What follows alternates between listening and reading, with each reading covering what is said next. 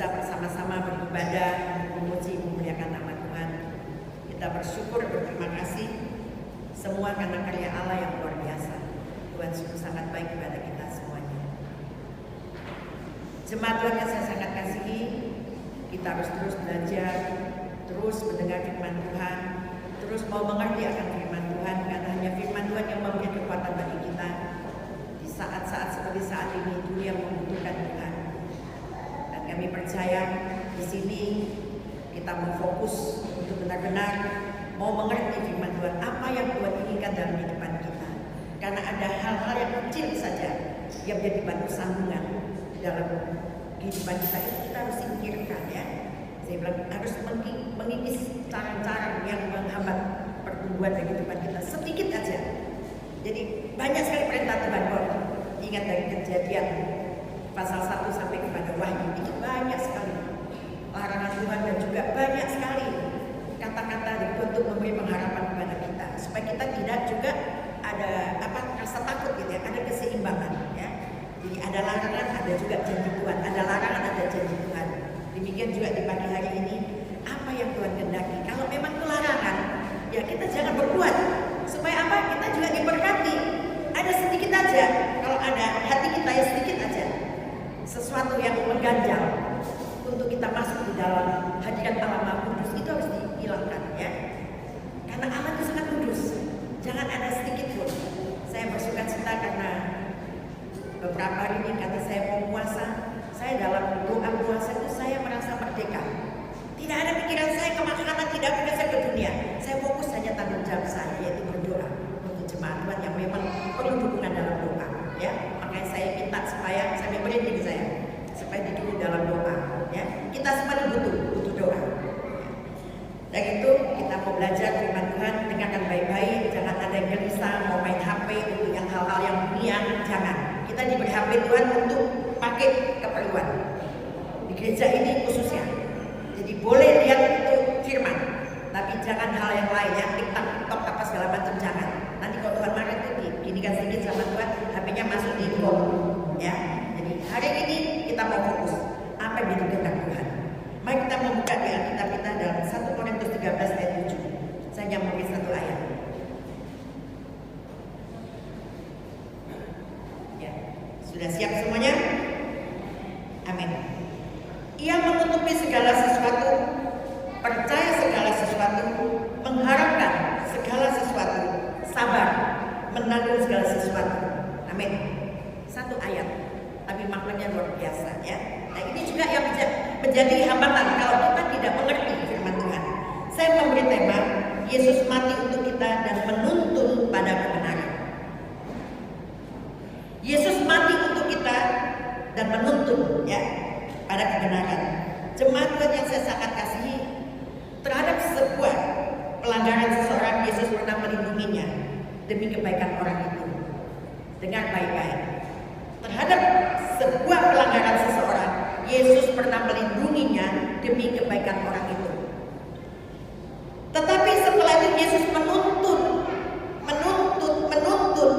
orang berdosa itu untuk meninggalkan dosanya dan membawanya pada kebenaran. Nanti kita tahu jawabannya di belakang ya. Hal inilah yang dilakukan Yesus pada wanita yang tertangkap basah berbuat zina. Kita masih ingat, nanti saya akan bacakan. Di situ saya ada buat nggak ya ayatnya? Ya, di Yohanes 8 ayat 1 sampai 10. Ya, saya bacakan Yohanes 8 ayat 1 sampai 10. Tetapi Yesus pergi ke Bukit Zaitun. Pagi-pagi benar ia berada lagi di bait Allah, dan seluruh rakyat datang kepadanya. Ia duduk dan mengajar mereka. Maka ahli-ahli Taurat dan orang-orang Farisi membawa kepadanya seorang perempuan yang kedapatan berbuat zina. Mereka menempatkan perempuan itu di tengah-tengah lalu berkata kepada Yesus, "Rabi, perempuan ini tertangkap basah ketika ia sedang berbuat zina. Musa dalam hukum Taurat memerintahkan kita untuk melempari perempuan-perempuan yang demikian. Apakah pendapatmu tentang hal ini?" Mereka mengatakan hal ini untuk mencobai dia, supaya mereka memperoleh sesuatu untuk menyalahkannya. Tetapi Yesus membungkuk lalu menulis dengan jarinya di tanah.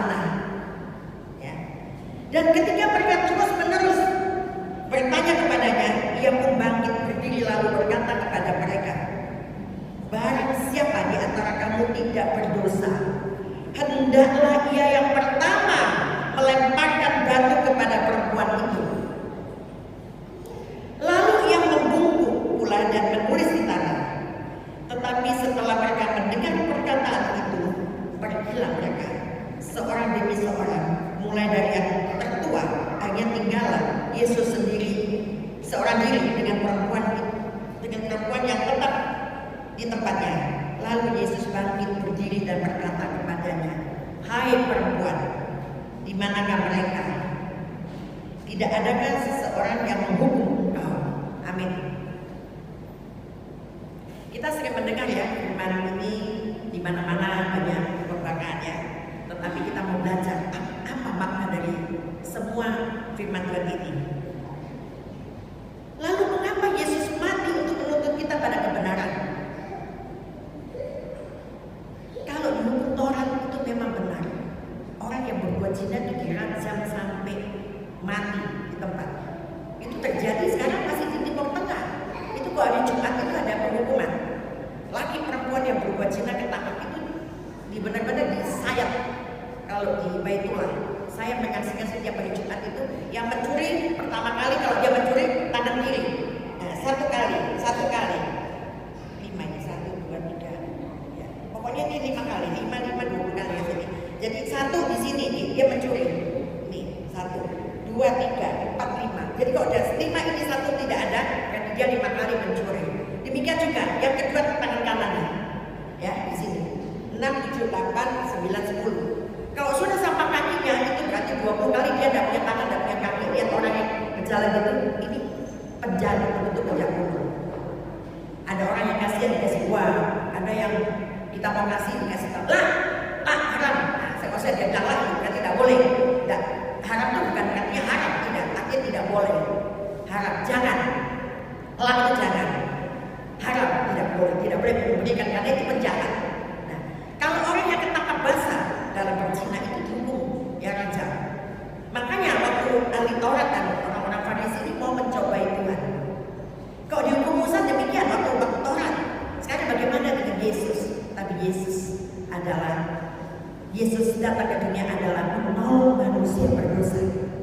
Ya, Yesus menolong orang yang berdosa datang ke dunia. Nah, mengapa Yesus mati dan menuntut kita untuk kebenaran?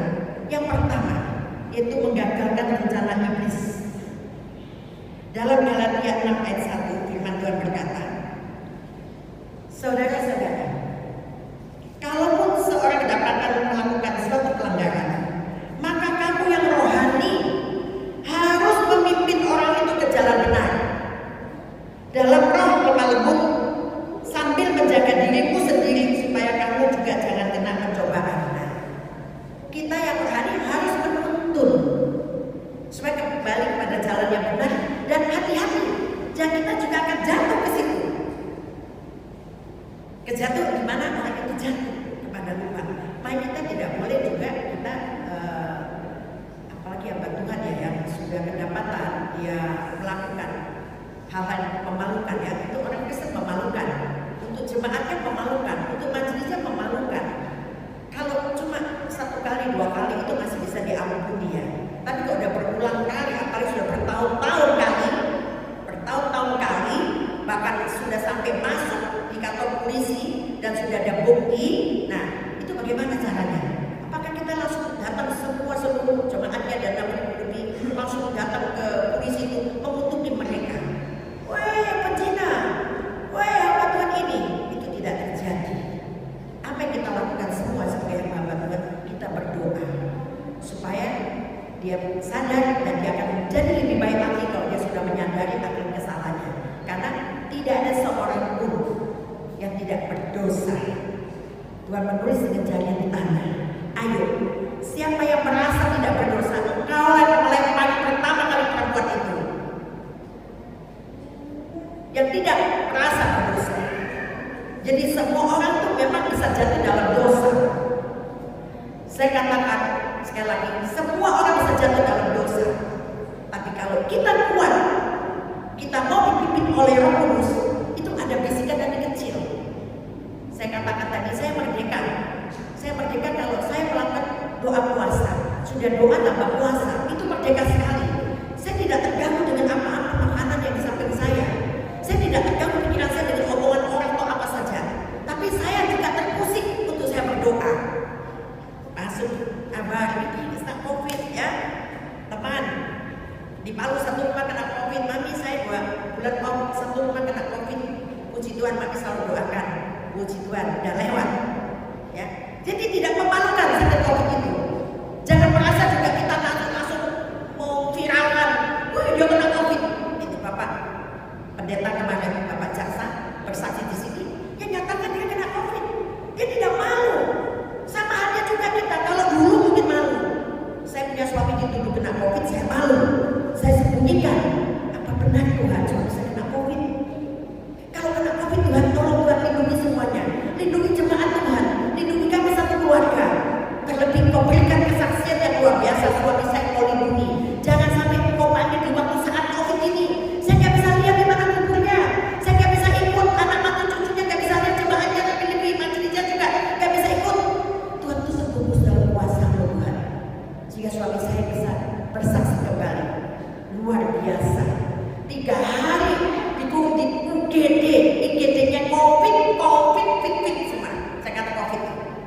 Suami saya waktu di swab ternyata hasilnya negatif. Kan kita udah kayak parno ya, ketakutan sendiri. Mobil ambulans lewat di jalan, aduh, jangan-jangan dikabarin kita mau dicetu, di tracking. Bukan dikembalikan jasadnya ini, bukan dikembalikan. Yang meninggalkan rumah tidak, tapi kita yang mau diangkat semua di tracking. Itu membuat ketakutan. Saya takut luar biasa, tapi hanya saya tahu dengan kalau tadi pujian gubernur saya itu pujian Bapak Gembala selalu bawa di dalam pujian menghadapi sakit, di tempat orang sakit, kakinya sakit, tangannya sakit, tidak bisa bergerak. Masuk di tempat orang COVID, mau makan tidak bisa, minta pertolongan orang luar, orangnya juga orang COVID. Puji Tuhan, karya Allah menyatakan sampai saat ini Bapak Gembala masih ada bersama kita. Bapak sehat luar biasa. Kami berdua kemarin habis tes ini semua di lab, dipanggil karena tidak bisa ke rumah sakit. Saya pun kemarin dulu karena saya berpuasa agak drop. Saya pikir, wow, saya takut dong, daripada nanti bikin apa menjadi viral, mendingan saya buang ongkos sedikit. Saya panggil, kita cek semuanya, termasuk Bapak Gembala. Hasil saya cukup bagus. Nanti saya kirim ya, hasil saya bagus semua, puji Tuhan. Apa yang saya takutkan tidak ada. Asam urat semua bagus semua. Gula saya cuma 95, ya. Asam urat saya dari 6,7 sekarang tinggal 5 sedikit. Bapak Gembala juga hasilnya cukup bagus ya. Ginjalnya sudah turun, terus ya bantu dalam ginjal ya. Puji Tuhan, semua usaha apa yang saya lakukan Tuhan juga berkati, hanya membawa keberhasilan luar biasa. Tinggal puji Tuhan. Ya, ini keberanian juga iman dari Bapak Gembala sendiri. Langkah dengan pasti. Saya selalu murni dengannya, langkah dengan iman. Orang yang lumpuh 38 tahun tidak ada yang menolong dia satupun. Tapi karena dia percaya waktu Tuhan perintahkan angkatlah bilang dan berjalanlah, maka dia berjalan. Tinggal ini satu, saya harus keras supaya Bapak Gembala bisa jalan, dan saya percaya tidak terus menerusin tempat itu. Amin. Paulus mengajarkan kalau saudara kita berbuat pelanggaran, kita yang rohani menuntunnya kepada kebenaran, bukan malah membongkar kesalahannya. Ingat baik-baik, bukan malah membongkar kesalahannya seperti dilakukan ahli-ahli Taurat dan orang Farisi. Ini ahli Taurat, orang Farisi, ini orang Farisi, itu orang yang jahat. Ya langsung diviralkan ya. Ketika Tuhan Yesus menghindarkan seseorang dari hukuman raja, bukan berarti Yesus melindungi dosa. Bukan Yesus melindungi dosa. Tuhan Yesus tidak melindungi dosa. Ingat, Tuhan Yesus tidak melindungi dosa, tetapi yang melindungi orang berdosa. Ada amin? Tuhan Yesus melindungi orang berdosa. Tidak melindungi dosa, tapi melindungi orang yang berdosa. Dan sikap ini merupakan upaya untuk menggagalkan rencana iblis membinasakan seseorang. Iblis itu senang sekali. Dalam setiap kelemahan seseorang, iblis itu tahu, ya, rahasia itu cuma Tuhan. Tuhan yang pegang remote kita semua, dipegang. Yang tahu kelemahan kita itu hanya Tuhan. Yang tahu kelebihan itu Tuhan. Apa yang akan terjadi di depan kita itu hanya Tuhan. Tuhan yang menentukan. Kamu daripada besok macam-macam ini bikin umur kamu lagi baik, sekarang juga ambil nyawamu. Itu juga karena kehendak Tuhan. Ada orang berkata, dia itu mati cepat, dosanya sedikit, sudah diampuni Tuhan. Orang yang dari sakit keras sampai hidup lagi katanya dosanya banyak, belum sempurna. Ada orang berkata demikian, termasuk suami saya. Kok sakit kita sudah dikasih waktu, oh saya tidak terima. Itu salah. Itu pemikiran manusia. Itu menghakimi. Ya, menghakimi. Saya kok tidak teringat itu ada satu keluarga, kemudian ada sampai tua meninggal. Saya itu kembali loh, flashback kembali. Kenapa ya Tuhan, dia tidak pernah mencapai usia 60 atau Tuhan panggil.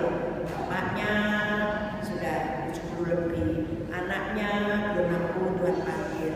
Semua dipanggil, adiknya, tantenya, apa semua. Saya kebingungan. Nah, di saat saya kebingungan, waktu saya berdoa, saya bilang, Tuhan tolong lindungi keluarga ini.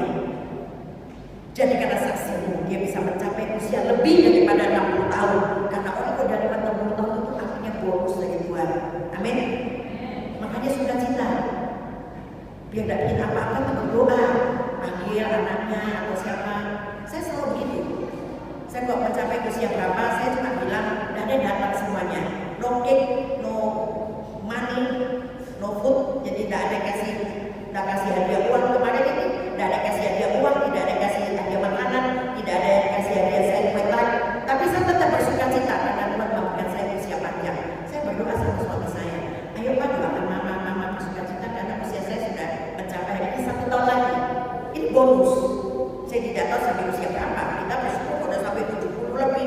80 ya, Pak Juwarno 82 ya, Tuhan ya. Nah, iblis itu punya rencana untuk membinasakan seseorang. Nah, kebenarannya adalah bila kita menjumpai seseorang berbuat dosa, maka kita lebih rohani harus memimpinnya ke dalam kebenaran, bukan diviralkan, dibawa kemana-mana.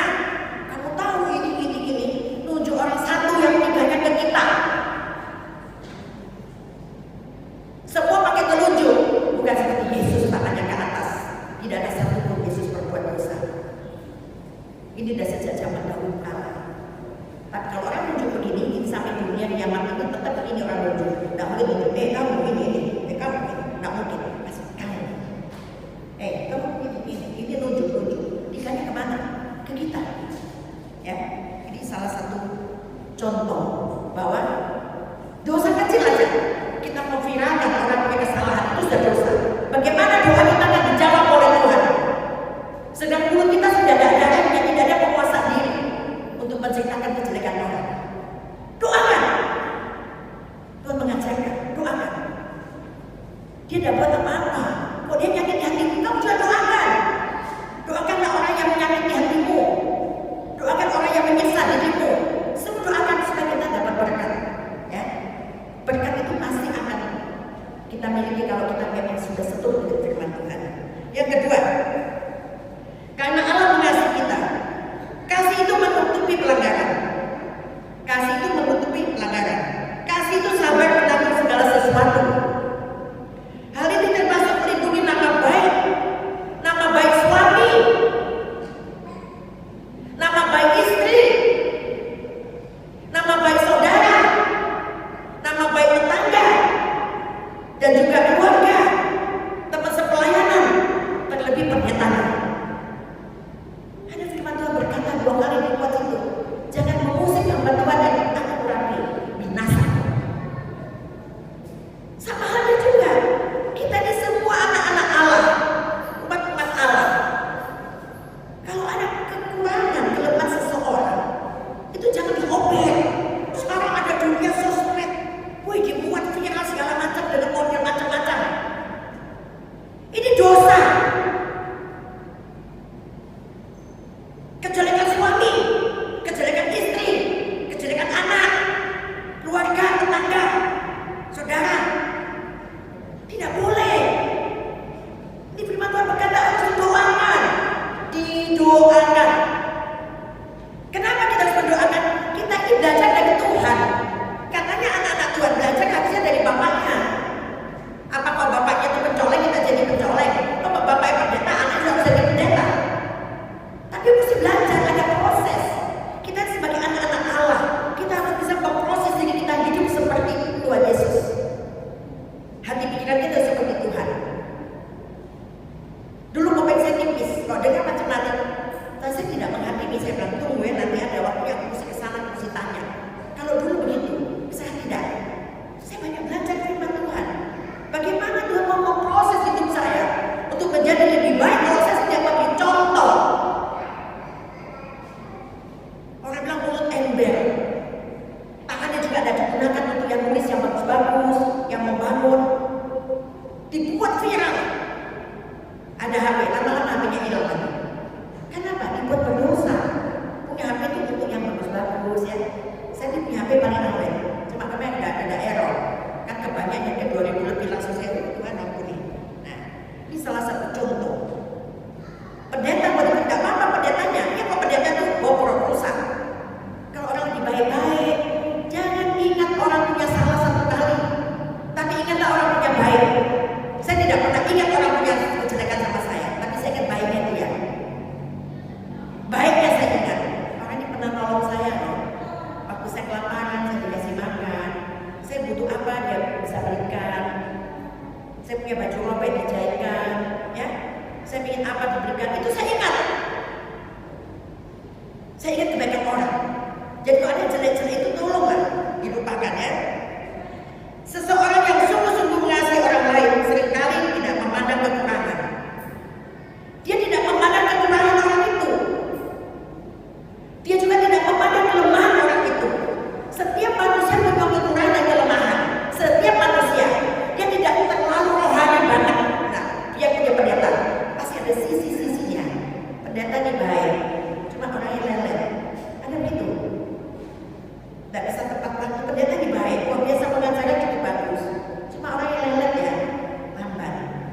Ya karena bisa ada faktor ya, kalau suami saya itu karena faktor asam urat, jalan nggak bisa cepat. Saya orangnya takut saya kok jalan gitu, saya nggak suka.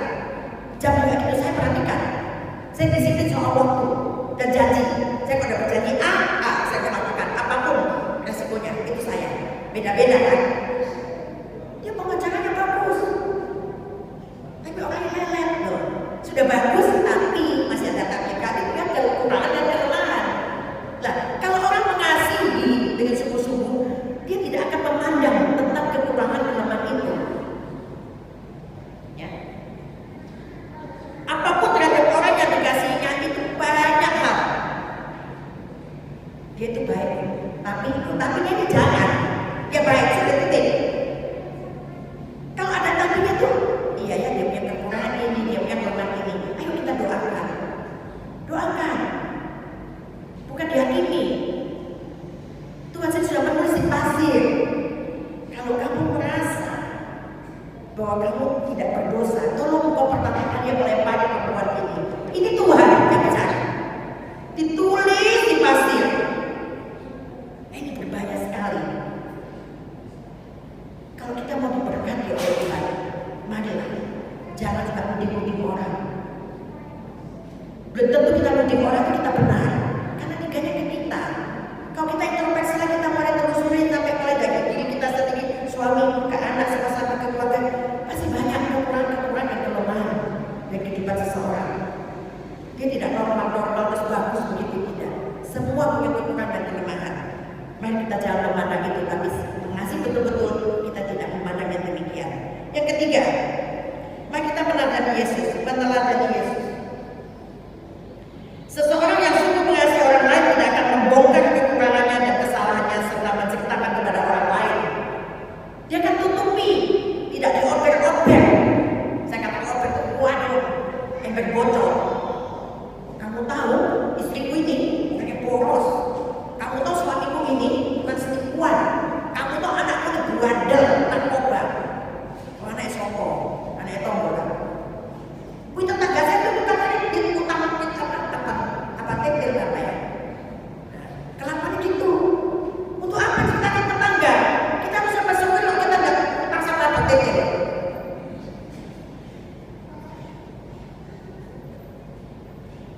Keluarga aku ini kita ampun.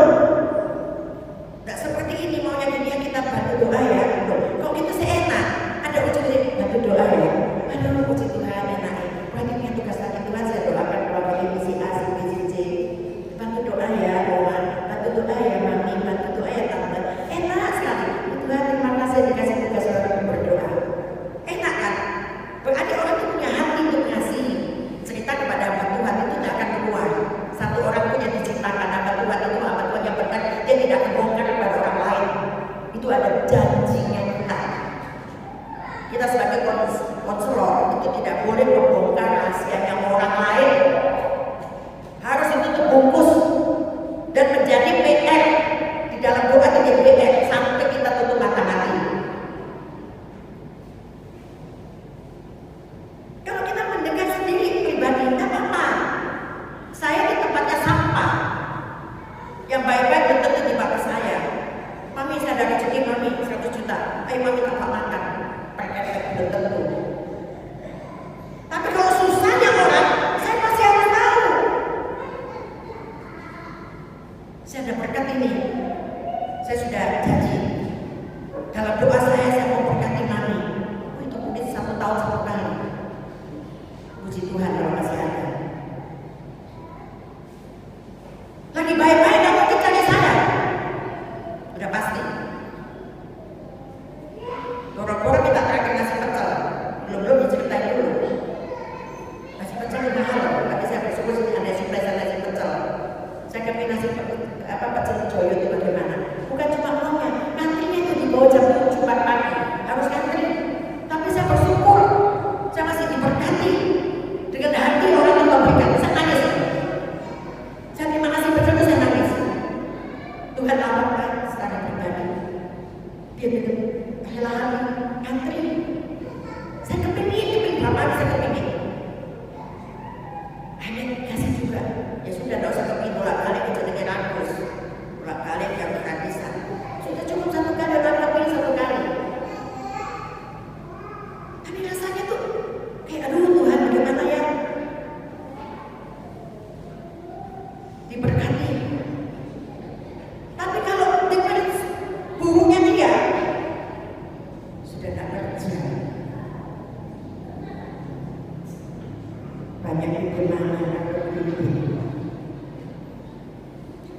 mau disita.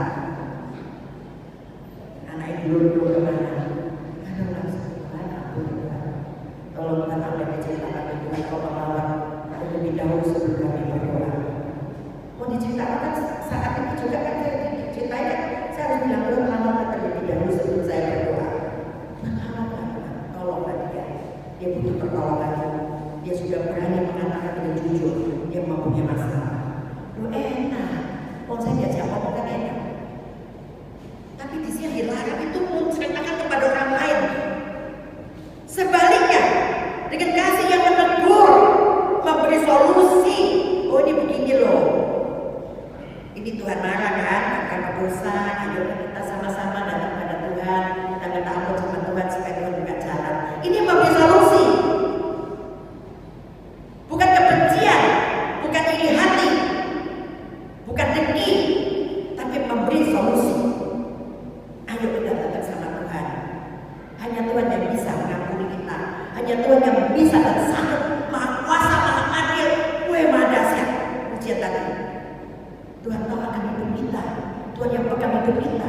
Kalau Tuhan pegang hidup kita, kita mari berserah kepada Tuhan. Sangat sepenuhnya kepada Tuhan. Maka Tuhan akan melakukan karya yang luar biasa. Beri kemuliaan kepada Tuhan. Haleluya. Puji Tuhan.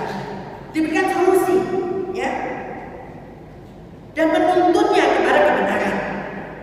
Wis yo pakai ini yo, kau tak bantu tapi coba cuci lagi, ojo taruhan dorong dilepas ke tempat itu, main togel lagi. Nah ini ada juga habis kasihkan solusi, harus juga dituntun ya, supaya mereka tidak melakukan lagi. Sama dengan Tuhan. Tuhan mengampuni orang yang berdosa seperti ditunjukkan. Hari ini juga jangan kau berbuat dosa lagi. Ada kan kata-kata Tuhan di belakangnya ayat tadi. Sekarang kau sudah bebas, kau tidak akan dirajam lagi, kau sudah bebas. Tidak ada satu orang pun yang menghukum dia. Dia selamat di tangan Tuhan. Tapi Tuhan bilang apa? Jangan berbuat dosa lagi. Jangan. Nah ini salah satu contoh. Kita memberikan solusi juga kita harus menuntun pada jalan kebenaran. Sama seperti Yesus yang menunjukkan kasih-Nya kepada orang berdosa, demikian juga Tuhan mau kita meneladaninya. Amin. Amin. Ya. Sebagai kesimpulan, Yesus mati untuk membenarkan orang berdosa karena kasih-Nya, bukan mengampuni dosanya, tapi membenarkan orang berdosa. Kasih itu tidak membeberkan kesalahan orang, tidak dibeber-beberkan kesalahan itu kepada orang lain. Stop sampai diri sendiri. Kalau ngomong sama bapak kepalanya boleh, ya. B atau O, ya, atau bapak atau siapalah yang bilang apa, ya, itu bisa dibeberkan karena dia sebagai mentornya, sebagai mediator Tuhan, sebagai didoakan, ya. Nah kasih itu menuntut orang berdosa kepada kebenaran, bukan dibeber-beberkan. Mengapa saya kasih satu ayat ini? Karena kita tahu bahwa Yesus sudah mati untuk menebus dosa kita, dan kita berdosa kembali. Tidak ada lagi orang yang dikorbankan untuk dosa kita. Cukup satu kali kita sudah berdosa, kita diampuni, Yesus mati untuk kita. Jangan kita berbuat dosa lagi. Ya itu dosa kecil untuk beberkan kesalahan orang lain. Itu dosa besar. Karena itu menghakimi. Itu menunjuk-nunjuk orang lain, menutupi dosanya sendiri. Nunjuk orang begini enak tinggalnya ke kita. Saya berharap saat ini juga tidak ada yang dibuat di HP viral segala macam, ya, cerita yang buruk tentang keluarganya. Mari kita katakan terus haleluya, puji Tuhan, luar biasa, ya. Jangan ada kita menghakimi karena ini HP dipakai untuk kebenaran. Ya, jangan ada cerita segala macam diviralkan, yang macam-macam jangan. Itu semua sia-sia, bahkan membuat dosa bagi kita semuanya. Lebih bagus datang kepada Tuhan, kita doakan.